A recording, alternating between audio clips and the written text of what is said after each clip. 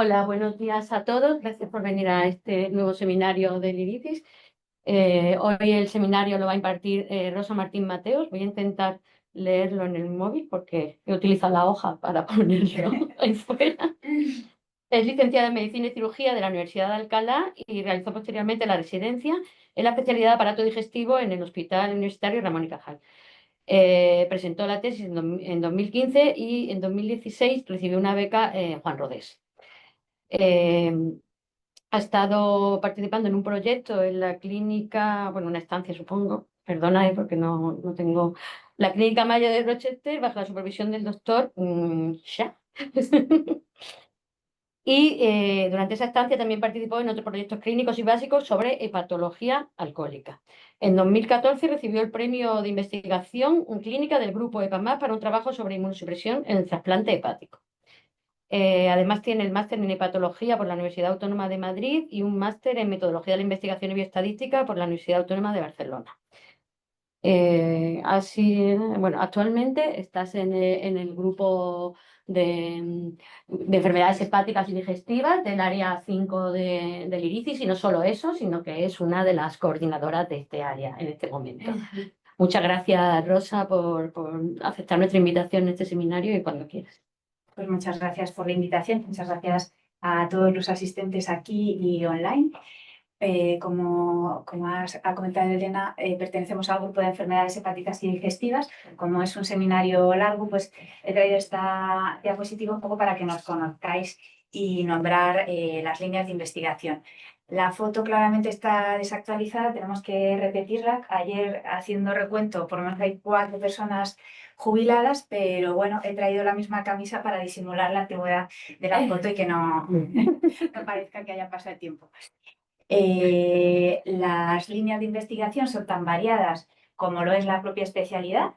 El responsable del grupo es el doctor Agustín Alvilles, también jefe de servicio, y tenemos como investigadores principales al doctor Luis Tellez, que se dedica fundamentalmente a la enfermedad portosinusoidal, a las complicaciones de la hipertensión portal, a la enfermedad de Fontan, que es una cardiopatia congénita. Y en segundo lugar tenemos al doctor Enrique de Santiago, que está por aquí y que se dedica más a investigación en temas de endoscopia, de sostenibilidad, de técnicas avanzadas de resección de pólipos y lesiones premalignas. Luego, en el personal colaborador, pues hay más líneas más allá de lo que es la hepatología. Tenemos a la doctora Ana García de Paredes, que se dedica a la investigación en páncreas. Tenemos, por ejemplo, al doctor Mesonero, que es el que se dedica a la investigación en enfermedad inflamatoria intestinal. Carlos Teruel, que se dedica pues, más a los trastornos motores y a los trastornos funcionales digestivos. En endoscopia, como es un área bastante amplia, pues tenemos especialistas como el doctor Vázquez Sequeiros, que se dedica más a la vía biliar, endoscopistas avanzados que pues, tienen también sus investigaciones sobre cáncer de colon y técnicas avanzadas. Y bueno, pues así en general esto sería el grupo clínico del grupo de enfermedades hepáticas y digestivas, pero tenemos también en Alcalá, que yo creo que están conectados por allí, a la doctora Leticia Muñoz y Alejandro Miranda, que están en el laboratorio de Alcalá y que son nuestros investigadores clínicos. Y también tenemos a Lorena Paule, que está hoy aquí con nosotros como coordinadora de la unidad de ensayos clínicos, pero que tiene también una fuerte vinculación con el grupo de Alcalá, pues que trabajó anteriormente allí también como investigadora básica. Entonces, como veis, las líneas son muy diversas, pero hoy hemos elegido pues hablar de la inmunidad en el, uy, perdón, en el ACLF. Como es un público que no es hepatólogo, lo primero hay que definir qué es esto del ACLF. Entonces, el ACLF es un concepto clínico, un síndrome que ya se conocía desde hace muchos años, pero que no fue hasta 2013 donde se estableció una definición definitiva. Fue el doctor Richard Moreau, que tenemos ahora mismo el placer y la suerte de colaborar con él en los proyectos que vamos a presentar. Y en esta publicación del año 2013 se establecen las características principales de este síndrome. Para que un paciente se le pueda diagnosticar de ACLF, tiene que ser un paciente con una hepatopatía que presenta una descompensación aguda. Una descompensación aguda nosotros nos referimos pues, que presente ascitis, aumento de la ascitis, una hemorragia por varices, encefalopatía, infecciones, que la más frecuente o la más característica del paciente cirrótico es la peritonitis bacteriana, pero puede ser cualquier otra infección la que desencadene el ACLF. Y también, por supuesto, pues, la hepatitis aguda alcohólica. Esa descompensación, lo más importante es que se acompaña del fallo de órgano, que puede ser respiratorio, renal, neurológico. Ahora veremos un poquito cómo están definidos. Y el conjunto de estas dos situaciones, una descompensación de la enfermedad hepática más el fallo orgánico, pues da lugar a una situación clínica de una alta mortalidad, que en el estudio seminal que describió el síndrome fue de el tercio de los pacientes a los 28 días habían fallecido. El concepto de la CLF, la verdad que lo ha promovido mucho esta fundación, la Fundación Europea para el Estudio del Fallo Hepático Crónico, con los que también tenemos la suerte de colaborar. Y como veis, se establece por criterios clínicos y bioquímicos qué es un fallo de órgano. Entonces, el fallo hepático se define en función de los niveles de bilirrubina, más de 12, el fallo renal por la creatinina, el fallo neurológico por el grado de encefalopatía, la coagulación por el INR, la circulación, pues que tengas una presión arterial media baja o que necesites drogas vasoactivas para mantener una tensión aceptable, o el fallo respiratorio en función pues, de parámetros de oxigenación. Según los puntos que tengamos, pues se establecen 3 grados de ACLF, el 1, el 2 y el 3, que están un poco subdivididos en función del número de órganos que haya. Estos criterios diagnósticos de fallo de órgano no son nuevos, sino que se basan en un score previo muy conocido en las unidades de cuidados intensivos, que es el score SOFA, al que pues, le adaptaron el resto de fallos orgánicos y por eso se llama el CLIF SOFA.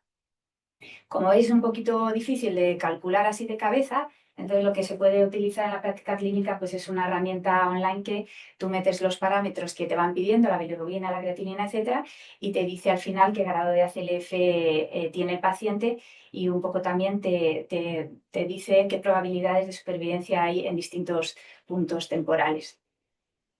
Pues bien, como vemos, está muy definido los 6 fallos orgánicos que hemos comentado, pero en esta situación también se comprometen otros órganos y sistemas, pues el corazón, el músculo, la barrera intestinal, hay suficiencia suprarrenal y lo que nos interesa a nosotros sobre todo es el fallo del sistema inmune en este contexto.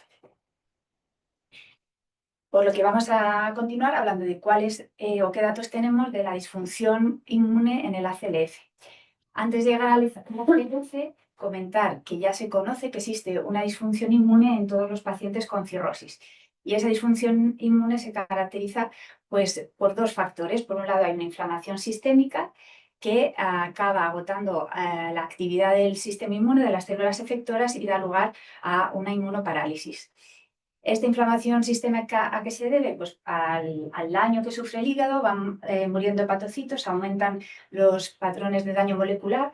También al aumentar la permeabilidad de la barrera intestinal, aumenta el paso de patógenos bacterianos. Todo eso estimula a las células del sistema inmune y aumenta la producción de citoquinas, se activan todos sus sistemas y al cabo de un poco de tiempo pues, puede terminar agotando lo que es la función de las principales células inmunes.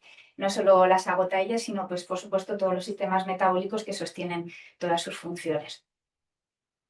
Aquí podemos ver visualmente cómo es la historia natural en la cirrosis compensada, es decir, el paciente que tiene una cirrosis histológica pero no ha manifestado clínicamente ninguna descompensación, no tiene ascitis, no ha tenido encefalopatía, no tiene ningún problema a priori, más que, bueno, que el hígado está comprometido por disminución de las células, los hepatocitos que producen todo lo que tiene que producir el hígado y se van sustituyendo por tejido fibroso. En esta situación de cirrosis compensada, la inflamación sistémica es de bajo grado y todavía pues, el sistema inmune no está muy agotado. A medida que progresa la enfermedad y se descompensa, pues la inflamación va aumentando de grado hasta llegar a la CLF, que es una descompensación muy intensa y que se caracteriza por una inflamación sistémica de alto grado y un agotamiento inmune pues, muy significativo que aumenta el riesgo de mortalidad y el de infecciones. El número de fallo de órganos importa mucho, como vemos, tiene un impacto muy significativo en la mortalidad, de tal forma que a medida que van fallando más órganos, pues las probabilidades de supervivencia son menores. Y como vemos, pues esto está definido para los 6 órganos que hemos comentado, pero lo que nos hemos preguntado nosotros es qué impacto en la supervivencia tiene la disfunción inmune en el ACLF y cómo medimos esa disfunción inmune en la práctica clínica. Vamos a hablar de 3 proyectos que veréis que están en fases muy diferentes de desarrollo. Este primer proyecto es un proyecto clínico que está, pues, vamos a presentar los resultados que tenemos y está en fase, pues, un poco de revisión de todos los autores. El proyecto en el que más nos podéis ayudar y nos podéis sugerir más ideas, pues es el proyecto de las células NK, que está en plena fase de desarrollo. Y contamos con los compañeros de Alcalá que están llevando a cabo los estudios preclínicos y bueno, nos pueden ayudar a todos los detalles que queréis conocer adicionales. Y por último, pues este proyecto que también es sobre inmunidad y ACLF, pero que está por arrancar. Hemos tenido la suerte de que ha sido financiado en la última convocatoria de los FIS y es en este caso un proyecto sobre el papel de los neutrófilos y las células, y las redes extracelulares en los pacientes con hepatopatía y ACLF. Pero bueno, este proyecto, como si dijéramos, es solo para presentarlo porque está por estrenar. Entonces, el primer proyecto, el proyecto más clínico, es el del ratio neutrófilo-linfocito en ACLF.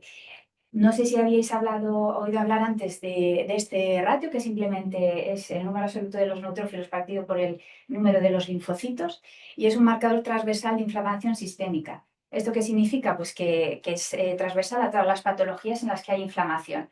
Aquí traigo 4 referencias, pero hay cientos. El valor de pronóstico del ratio en la sepsis, que es quizá el más estudiado, el valor del ratio en ciertos tumores, en patología neurológica como el ictus, o por supuesto pues una patología con mucho componente inflamatorio como fue el COVID, pues también se exploró la utilidad del ratio. Y nosotros, pues en nuestro contexto, nos propusimos un estudio cuyos objetivos era evaluar el impacto pronóstico para predecir la mortalidad e infección en los pacientes con ACLF, estudiar si había algún punto de corte clínicamente significativo para no tratarlo simplemente como una variable continua que luego en la práctica pues nos es más difícil pues, clasificar a los pacientes en base del riesgo. Y analizar el valor que podía tener añadido a la predicción de mortalidad el añadir el fallo inmune al resto de los 6 órganos que hemos comentado. Este estudio hemos tenido la suerte de poder colaborar con la institución que lidera la investigación en este campo y nos han permitido analizar las bases de 2 estudios pivotales muy relevantes para nosotros que se han publicado hace pocos años. El PREDICT hace un poquito más, pero bueno, el ACLARA, que es este de la derecha, es un poquito más reciente. En ambos estudios se incluyeron gran cantidad de pacientes, el PREDICT más de 1000, de los cuales 420 tenían ACLF en el momento que se incluyeron o lo desarrollaron a lo largo del estudio, y son fundamentalmente hospitales y pacientes europeos, mientras que el ACLARA también incluía más de 1200 pacientes, casi 500 con ACLF, y son hospitales de Latinoamérica. Unimos las 2 cortes. La verdad que al principio pensamos que a ver qué resultados podíamos tener, porque son poblaciones muy diferentes y que a lo mejor teníamos que analizarlo por separado, pues porque eran manejos, pacientes, genes bueno, muchas cosas diferentes. Lo que sí que hemos visto que tenemos resultados lo suficientemente consistentes como para que en cortes tan heterogéneas como la conjunción de estas 2 pues tengan un significado. Así que los resultados que se presentan son en conjunto. Esto, bueno, es un poco un resumen de la tabla 1 en cuanto a las características de la población, pues concuerda con todo lo que se sabe hasta ahora. La mayoría de los pacientes cirróticos tienen en torno a 50 y pico años, son la mayoría varones y sobre todo en nuestro entorno en Europa sigue siendo el alcohol la principal causa de cirrosis, pero bueno, que hay muchas más. El MASLD, no sé si os suena, pero bueno, es la enfermedad hepática metabólica, cuando un paciente tiene grasa en el hígado, no por consumir alcohol, sino por el síndrome metabólico, la obesidad. y el resto de factores. Y como vemos, era una corte de pacientes que estaban muy graves. Esto lo podemos ver en el NEIL y el CHAI, que son los scores clínicos que nosotros utilizamos para estimar la gravedad. Para que os hagáis una idea, un MEL a partir de 15 nos da suficientemente razones para incluir a un paciente en lista de trasplante, porque pensamos que la función hepática no va a llegar muy lejos y estos pacientes incluidos tenían un MEL de 24, con lo cual pues estaban muy malitos. El techo puede estar en 40, o sea que, bueno, todavía hay margen, pero realmente era una corte de pacientes muy graves. Y bueno, a la inclusión en el estudio de Aclara casi todos tenían ACLF y en cambio en el PREDICT a la inclusión tenían más o menos la mitad y luego pues ya lo desarrollaron. Por no aburrir mucho más con estos datos, pasamos bueno, a los resultados más importantes. Al ser una corte de pacientes tan graves, como vemos, la mortalidad a los 28 días pues también fue muy alta y es muy parecido al dato que hemos ofrecido del estudio que definió este síndrome, en torno al 30 y algo por ciento. La mortalidad a los 90 días, por supuesto, aumenta y al final de seguimiento, cuyo tiempo mediano de seguimiento fue 58 días, aunque como veis fue un periodo para algunos pacientes muchísimo más largo, pero hasta el 64% de los pacientes fallecieron en el estudio. Por lo tanto, es una patología, como veis, de una altísima mortalidad. ¿Qué pasaba con el ratio? Pues bueno, también tenía unos valores poco normales y son medianas. Como podéis ver, el ratio neutrófilo-linfocito de los que fallecieron a los 28 días era significativamente superior tanto a los que fallecieron en los 28 días como a los 90, como todos los que fallecieron de forma global, y todo ello fue de forma significativa. Ello pues, nos dio razones para hacer los análisis univariantes y multivariantes, y en el análisis multivariante, que aquí por supuesto no veis nada, pero bueno, simplemente para que veáis claramente que esta es la salida de Stata y en conjunción con el resto de variables que se incluyeron en el modelo, el ratio linfocito neutrófilo siguió siendo, que es el valor de la P, siguió siendo significativo, es decir, que es una variable independiente aunque incluyamos, por ejemplo, el MEL, que es un score de gravedad. Lo fue tanto a los 28 días como al seguimiento general, era un factor bastante consistente. De tal forma que, bueno, para verlo un poquito de forma más visual y con cierta aplicación clínica, buscamos el punto de corte que mejor separaba las dos curvas de supervivencia, que resultó ser 9. Y como vemos en esta Kaplan-Meier, que tiene un long rank, una medida de significación estadística menor de 0,005, pues los pacientes con un ratio mayor de 9 bueno, tienen una menor supervivencia que los que tienen un ratio menor de 9 en el momento en el que se manifiesta o se diagnostica el ACLF. Por último, simplemente comentar que analizamos la utilidad de este ratio para predecir infecciones, porque al fin y al cabo es el fallo del sistema inmune que propicia, pues, por lógica, que los pacientes tengan infecciones, y también salió el ratio de forma significativa, que es este de aquí, el segundo, y también lo incorporamos al resto de fallos orgánicos y bueno, no está el resultado, pero bueno, hay una forma estadística en la que tú puedes comparar las dos curvas ROC de ambos modelos, el que incluye el ratio y el que no incluye el ratio. Y se vio que al incluir el ratio, pues aumenta el poder predictivo del modelo. Sin que, la verdad es curioso que sin que perdieran significación ninguno de los otros fallos, o sea que los que están son, pero se puede añadir un poquito más con el fallo inmune.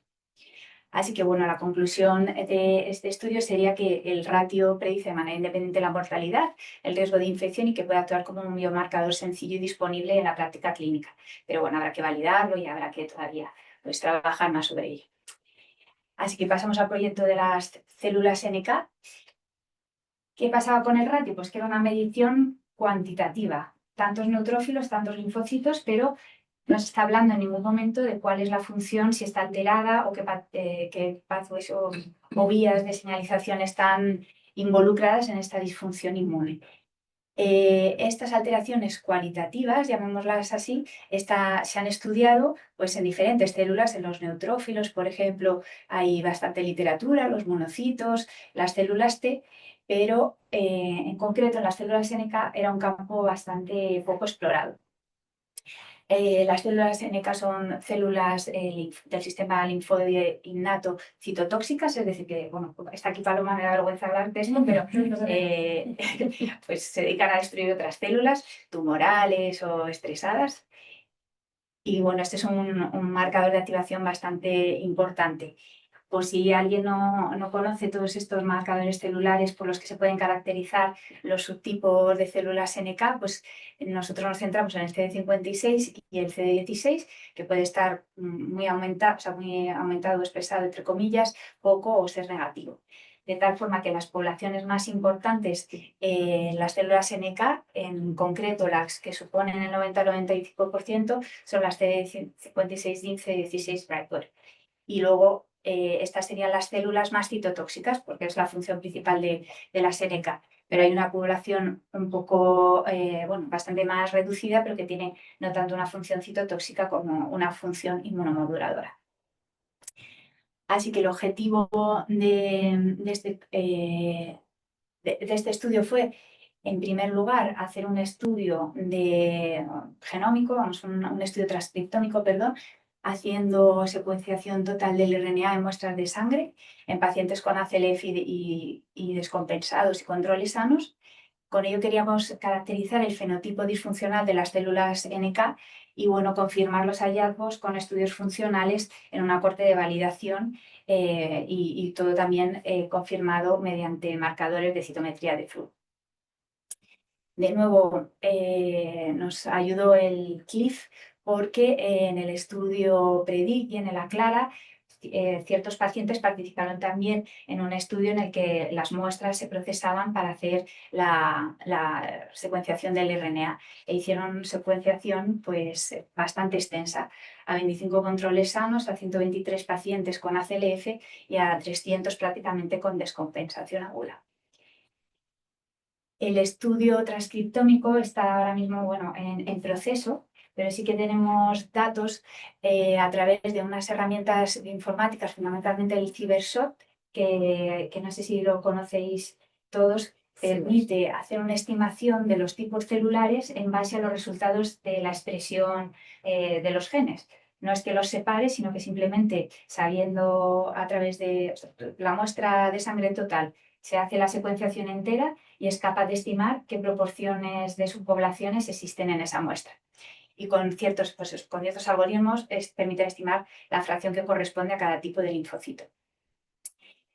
Con el programa Cell Enrichment, o sea, de Cell Enrichment, el CiberShot en concreto, pues la verdad es que tenemos como 56 paneles de estos. Solo pongo estos quizá para que veáis, por ejemplo, estos son las células B y como veis pues no hay ninguna diferencia significativa en el número de células B estimadas por esta herramienta informática, pero sí estos son los basófilos que no se ve bien.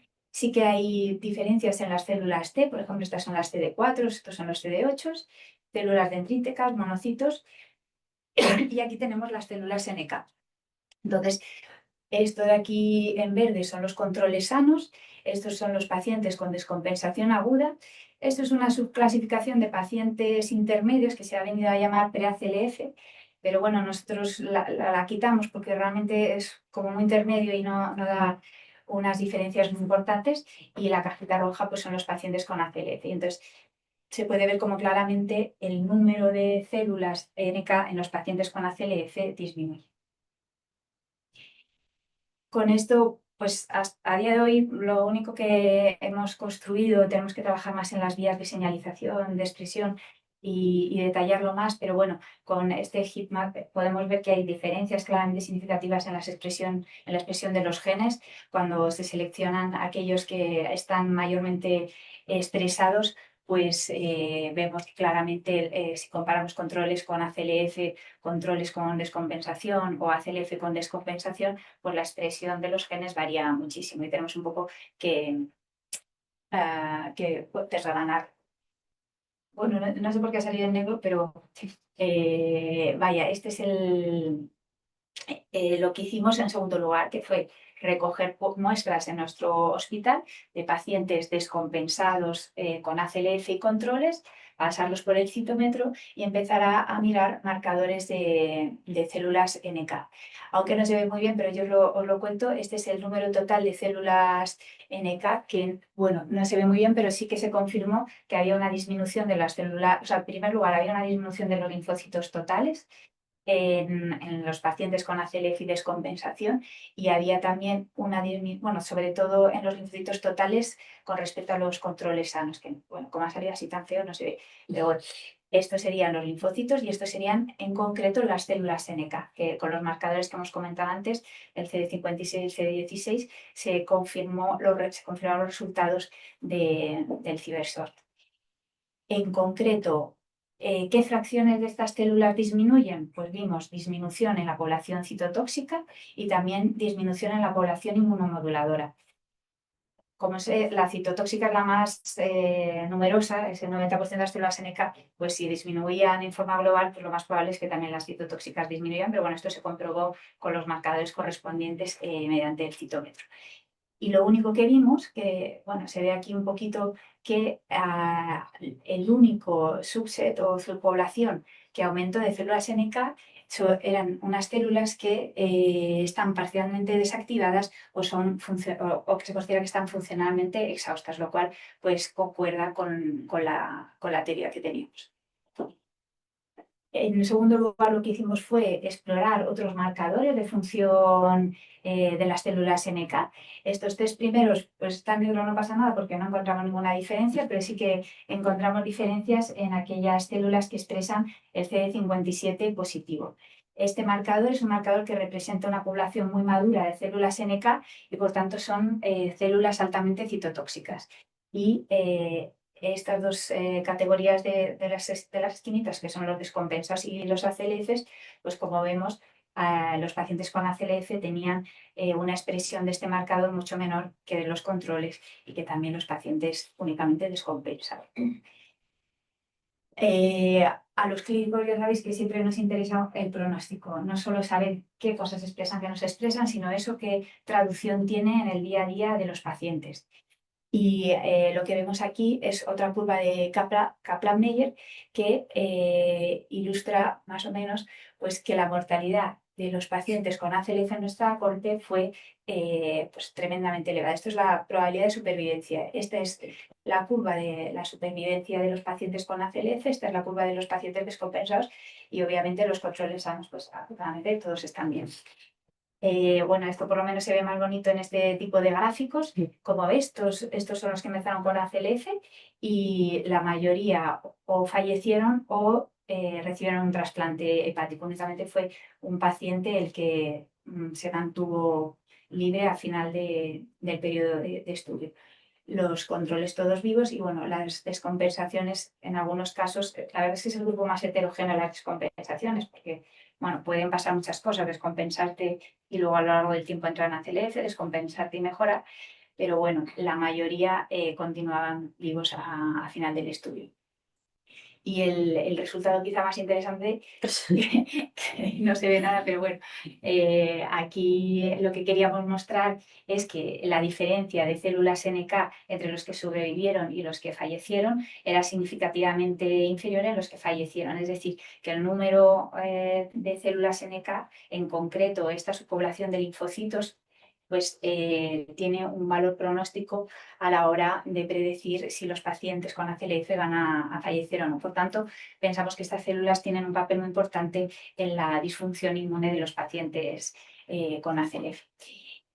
Y bueno, pues ¿cuáles son los próximos pasos? Tenemos todavía que hacer distintos análisis, pero bueno, lo más importante es hacer estudios funcionales, intentar ver si las células de los pacientes con ACLF reaccionan peor, maduran más tarde, tienen déficit de producción de citoquinas, que es lo que se está llevando ahora, o sea, que es lo que se está llevando a cabo ahora. De hecho, los resultados, quizá luego Leticia, si quiere, nos puede adelantar algo, pero bueno, lo que parece que estamos viendo es que las células NK tienen menor producción de de partículas factores citotóxicos, las perforinas, las enzimas, el interferón gamma, que son pues, lo que liberan y hacen que las células que quieren destruirse se destruyan y mueran. Entonces parece que hay un déficit en la producción de estos factores citotóxicos y también parece que hay un déficit en la maduración, pero tenemos todavía que bueno, analizar más detalladamente todos estos resultados. Otros marcadores también, por último, que queremos ver qué es lo que está ocurriendo es por qué disminuyen las células NK, porque se están muriendo por apoptosis, porque la proliferación está disminuida, porque se están desplazando a otros lugares. Bueno, pues también a través de estos marcadores intentaremos un poco ver qué es lo que está pasando. Y ya nada, simplemente comentar sobre este proyecto en particular porque implica otro grupo de liricis, o sea, es un estudio muy nuestro del instituto y lo que queremos ver es cuál es el papel de la disfunción de los neutrófilos. Vamos a hacer dos cortes separadas o dos subestudios, uno más clínico translacional, en el que pretendemos recopilar muestras de sangre de pacientes con ACLF, controles, cirrosis compensada y descompensada. Todas estas células, todas las muestras de sangre total a través de la citometría de flujo y el sorting, diferenciar las diferentes poblaciones celulares y hacer el análisis transcriptómico en las células que nos interesen. A través del análisis bioinformático y bueno, la integración de todos los datos clínicos, transcriptómicos y de separación celular. Por otro lado, tenemos el estudio un poco más básico, entre comillas, que no obstante también es translacional y en el que se van a llevar a cabo una serie de experimentos en modelos de ratón, que utilizamos los modelos de cirrosis de ligadura de colédoco y de tetracloruro de carbono para inducir la enfermedad hepática. Y en estos modelos, pues obviamente lo que podemos es obtener muestras de tejido, de hígado y ver cómo es la expresión pues, de las células que queremos estudiar. Además, se prevé incluir una serie de pacientes de los que sí que podemos tener muestras de hígado, que son aquellos que van a trasplante y tenemos todo el explante, o pues que se realizan biopsias o semenectomías en algún momento de la evolución. Para ello contamos con el grupo de genómica translacional para hacer todo lo que es el análisis bioinformático y de datos, con el grupo del análisis de citometría espectral para hacer el sorting y, por supuesto, pues, los protagonistas en la Universidad de Alcalá, que es la doctora Leticia Muñoz y Alejandro Miranda, que están por ahí y que van a hacer pues, todos los ensayos, todos los estudios preclínicos y bueno, va a ser un estudio, creo, con unos resultados bastante prometedores. Como hemos comentado, está a estrenar, tenemos que empezar ya el año que viene y justo a 40 para sugerencias, comentarios o preguntas que queráis hacer. Voy a parar la grabación.